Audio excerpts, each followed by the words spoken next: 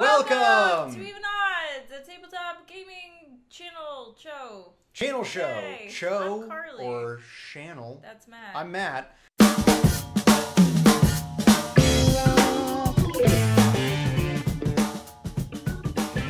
So today we're doing Mystery of the Temples. Here's the deal. Yeah. We actually already filmed our review. Yeah. But due to a beginner mistake and difficulties. technical difficulties,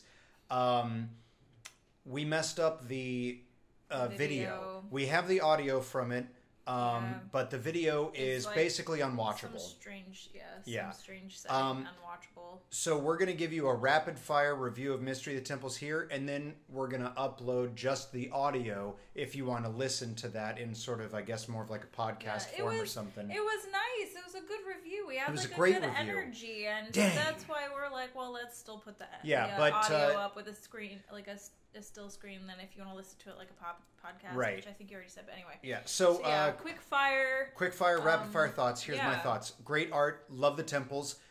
Tons of strategy. Almost zero luck to the game. Tons of strategy. Great for two. Great for more than two. Yeah. It's a good thinker for you and your friends. And basically, we're like, it has a lot of mechanics like Splendor and Century Spice Road. If you're familiar with those, they're kind of like tier 3, I would say. So like Splendor, Century Spice Road, Mystery of the Temples. Are you intrigued? Then then listen to the rest of our audio. It's really good, and we suggested if you're not going to listen to the rest of the audio, just go out and buy Mystery of the Temples. Yeah, it's a nice small game, lots of good things. Look at these plastic little...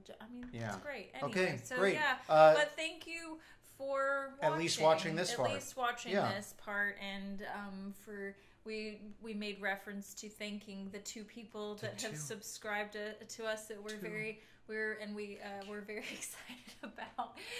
So thank you, and hopefully we do better things. Yeah, hopefully we get the video stuff worked out. We the got new future. lights. That's cool. Yeah, we talked anyway, about that. So new lighting. So okay, thank you. Thank you. And we'll see you on the next one. Bye. Welcome to Even Odds. Yeah. Tabletop gaming show for you. For you, the viewers. All right. We've seen you subscribe. We know there's at least 2 of you. So, it's Gameplay Friday. Yeah, it's Gameplay Friday, and we are reviewing Mystery of the Temples. And you may notice the lighting's gotten better. The lighting is a little bit different. What? We're moving up in the world. We upgraded a bit, so that's cool. You watch YouTube, and so do we. Yeah, we know things like how to look at lighting kit. Cheap lighting kit videos. And we found a couple cheap lighting kits. We did it. So hopefully this looks a little better. Hopefully you enjoy it. Okay. So let's talk Mystery of the Temples. Let's talk about Mystery of the Temples. Yeah. All right. First thoughts. Deeper than I thought it was going to be. Good, in a good way. I really like it. But yeah, a surprising amount of strategy packed in this little box. Yeah, the little box part, we were like, this is just going to be a little box, a little card game. Yeah. And it's more than that, baby.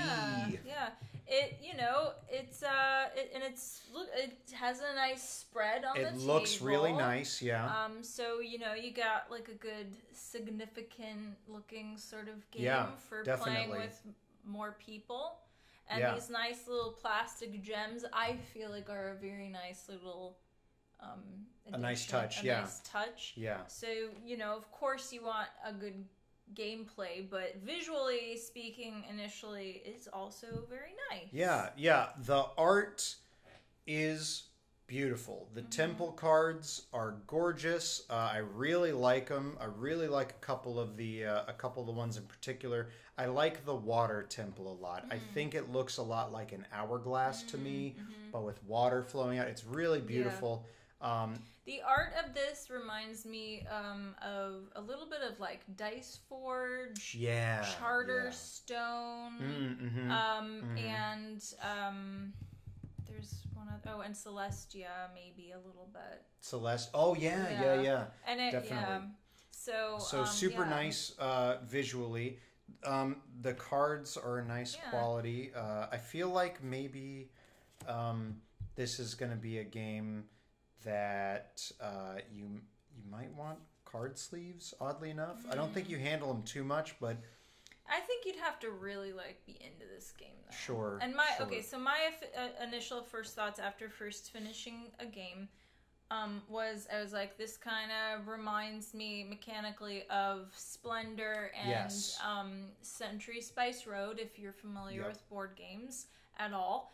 And I would almost say this is okay, so you're introducing new people to games. You start with Splendor. Yeah, start with Splendor, yeah. Then you maybe move up to Century Spice Road. And then once you've got you got them fully rooted in board gaming interests. You hit them with this. And they're at fan level.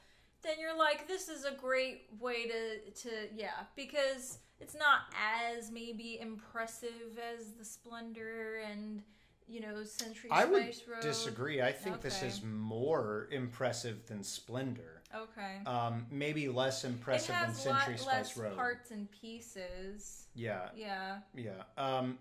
But yeah, it's mostly card based with a few little things. And the gems. Yeah, and it's very high strategy. If you watched our unboxing, and we did look at this little chart on the back, and it's low luck and high strategy.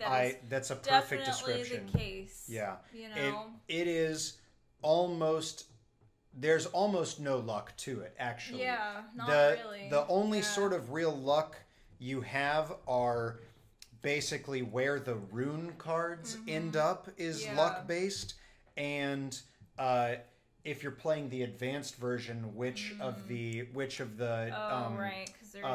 gem I forget what they're called. I want to call them matrices. That's not right, but basically your personal card, which personal card you get, because the different personal cards all have these different sort of in-game abilities, and so depending on which one of those you have, that's luck based, and then like I said, where the rune cards end up is luck based. Other than that, there's no randomness to it. It's all about where you are moving, where your opponents are moving, and what you have a lot of flexibility in your choices each turn. A ton, which is nice. That's a really nice element. I definitely thinking along with saying it's that next level tiered. It's a board game. I feel like it's a board gamer game. It's not one that you're gonna whip out with newbies. No, opinion. This is gonna be one of those ones. I always remember this Onion article that is explanation of board game peppered with assurances that it'll be fun. And that's what I feel like this game would be to the uninitiated. Right. Someone who's never played board games and is not going to be familiar with some of the mechanics that are kind of present here. They're not going to have a good time. Which they're normal mechanics for board games. So if you're used to that, you'll pick up on them pretty easily. Yeah, resource management. Do this, or there's the extra NPC that you add. Yeah, if you're playing two players, you have the extra player. And then you move this little guy counterclockwise, and that adds, and he blocks things out for you. Yeah. So, I mean, it's a good game. And, it's one thing that's really interesting is that they included this chipboard pop-outs of these gems, which, reading in the rules, it says you can use one or the other. These are optional. If you prefer the chipboard over the plastic little gems, why would you prefer chipboard over these cool little plastic gems? I do not know why. They look great. You put them on here, and you have your little store, and it your looks little matrix, and you've got the little tactile, and they're pretty, and looks nice on there. I don't know why anyone said they should have saved the money. Yeah, they shouldn't have saved the money bothered. Of this. Well, I suppose maybe if you're gonna take this, because this actually now having kind of broken it out or whatever, actually is a game that could travel quite well. Yeah. And maybe you want the chipboard for taking it on the road, because the little bag of these is relatively bulky compared to... Not really, though. Well, that's what I'm saying, relatively. Yeah. To a bunch of flat cards and flat chipboard. Those are bulky, but again... They're not heavy at all. No. Yeah. Something that I wanted to point out about this that I really liked is the way the game ends. A lot of games, right, have this sort of like after so many turns or whatever. This one instead has also a oft-used one of instead of like point totals or something, it's everybody starts out with a certain number of cubes, and when you break the curses using the gems in the different temples, you place a cube on the temple signifying what curse you just broke. And the first player to play all their cubes out by breaking curses ends the game, and then you finish the whatever round you're on, which is great. And I like that because it is like, it's like a race to, you know, because you could just do all the really cheap curses, so to speak, curses of like and low then level. Just knock the other person out. Yeah, and you could get your 5 cubes out there before the other person is taking their time to build up to the big 8-point, you know, curse. And you just knock out a bunch of 3-point curses, and you're like, okay, game's over. Right. And I only got 3 points for each curse, but I got all 5 curses broken, where you only got 2, and you only scored that. And, you know, that I think lends itself to a lot of replayability. A ton, yes. Because you can try those different strategies. You can be like, this time I'm going for all 3s and just going to knock you out, and you're going to have like 1, and I'm going to have all 3s, and there you go. Yeah. Or whatever. And then, you know, which is funny because in this last game that we played, I was primarily trying to go for all 8s. I was trying to go for the big pointers. Yeah.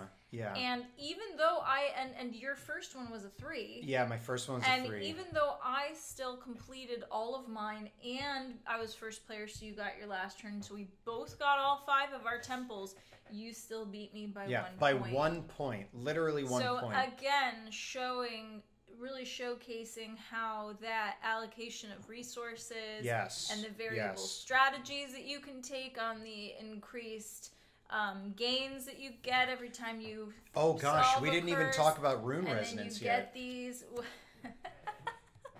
I don't know if those are really. That's not really the point of our videos, right? Well, but we're like just talking about it. I know, but I wanted to say that's something I really liked. Yeah. Was there's this additional. Yeah, because it's not just, you don't just go to a temple and break the curse and get points or whatever. You also get these rune resonance cards. And I really liked this about it because this adds another layer of that like sort of complexity. Right. You break a curse, you are awarded with a rune. And then the rune that gives you bonuses.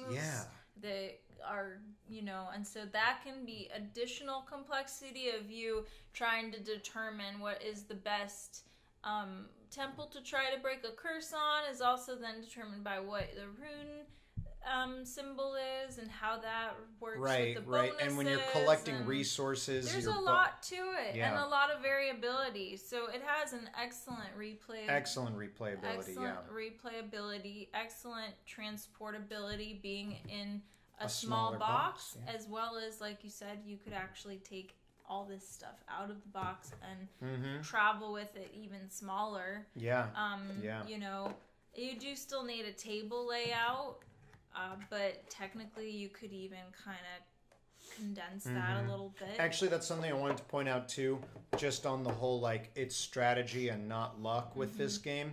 The table layout is going to be the same because not exactly, but most of the part. So you have temple cards and wilderness cards. The wilderness cards are in numerical order. The temple cards are randomized.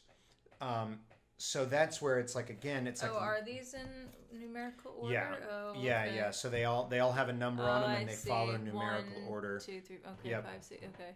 Yep. So that kind of stays okay. Yeah. So but that helps keep it even. So right. So the wilderness cards stay in numerical order. Yeah. And then the temples are random, but that numerical order of the wilderness cards again is sort of that sort of fixed point that the frequency at which you can get certain resources. So to speak. Actually, I didn't even really fully comprehend it, because that's the other thing. Like purple, there's not one of these cards that has purple. And so you've got blue, red, and green. Yellow are kind of So purple and green are the hard to come by. A little bit more of a hot commodity, and I don't know exactly how that does or doesn't relate to the point allocation here, but. Purples are hard to get. Purples and greens are the zeniths of your and the purple temple requires that you have 3. Anyway, so there's a lot. There's a lot to it, and it's, we really like it. We do. Yeah. We really like it. It's a good middle of the road. It's a game you would play similarly to when you would pick out a game like a Splendor game, where it's not like just it's not a super quiet small game, but it's not a super heavy game either. Yeah. And, and with more people, with 4 people, I think the game is going to obviously go longer because you have more people taking time to decide and stuff like that. But your choices of getting those which curses to break is going to be really hard to track with 4. To be like, okay, so I see they're collecting these gems, which means they must be going for that one. Oh, but I might beat them to it, or you know what I mean? And that's going to really flip the strategy on its head for you. Yeah, there are a lot of games, and I've said this to non-gamer people, and I've tried to get my mom to be look, all you have, don't freak out about it. Just all you have to do is get what your basic movements are. Whatever the basic mechanics are, is it's your turn and you move the things and you take the thing, right? This is one of those games that's a little bit not as much like that, because you do have to kind of plan, and you could just be like, look, just lock onto one temple and build that, but then someone can scoop that from you as well. And then so you do have a lot of things you have to kind of understand before you can really play this one. It's not as complex as a real big Euro game is, but it's got a nice level that if you want to have a nice evening with 2 or more, up to 4, if you a group of 4, you're gonna have a nice evening with this, playing a couple games in a row, because that first game, especially if you're introducing people to it, that first game, to understand what you're doing, everyone's gonna feel it out. That second and third game, though, that's where you're gonna hit that okay, I know what I'm doing. I know what sort of strategy I want to try to get here, and it's going to get cutthroat, Yeah. So. Yeah. I think we've referenced a little bit before, and I think it's kind of a good gauge with, thinking about reviews of games, is that idea of is this a game that you would want to, invite people over to play? Yeah. Is this one that has an element that you'd feel okay about or good about, or you feel like people would respond well to being how about we play this one? Because I feel like there are some of the games, while I think they're cool and I definitely would recommend them being in a collection, I feel like people haven't responded very people well are to, meh. Or just something about thematically or something mechanically that you're this isn't really a game you would introduce people to right off the bat. Maybe you'd do somewhere in the middle of a game day or game night, and then you'd maybe kind of pull that one out, or unless you have also seasoned gamer friends, right? Then you might just be look, which of course is come over, totally play, and you're just gonna have this set up from the get go and be sit down, I'll run you through the explanation quickly and let's do it. But I think it has enough meat to it and has enough of like a thematic appeal. Oh yeah, I can see us pulling this out. Yeah, I can see us reaching for this many times, and I think this is gonna go. So we have Splendor and we have Century Spice Road, and this is gonna compete for when we want to play one of those types of games. This is gonna compete for that. I think so. Yeah. Yeah. And I think it's gonna come down to whether you want a more light experience or not. Because if you want a light experience, we'll go Splendor all the way, which is I think arguably of the three the lightest.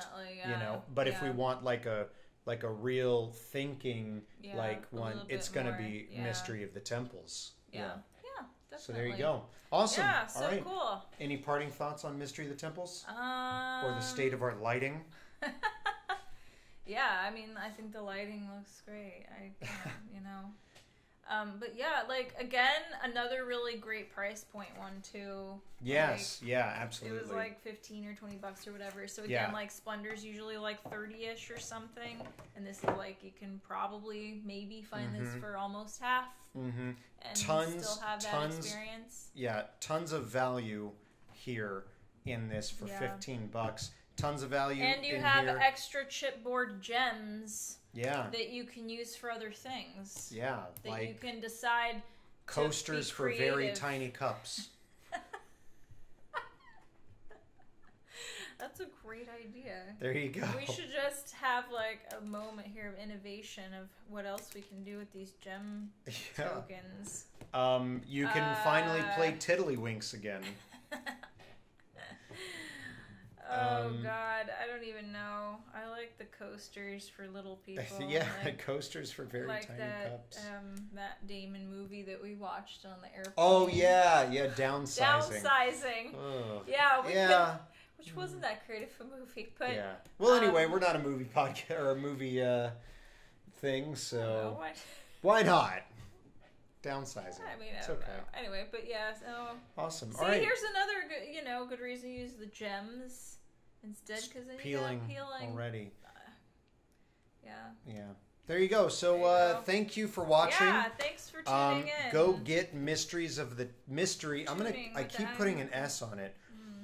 Go get Mystery of the Temples. Honestly, it's like it reminds me of in screenwriting class that I took in the past.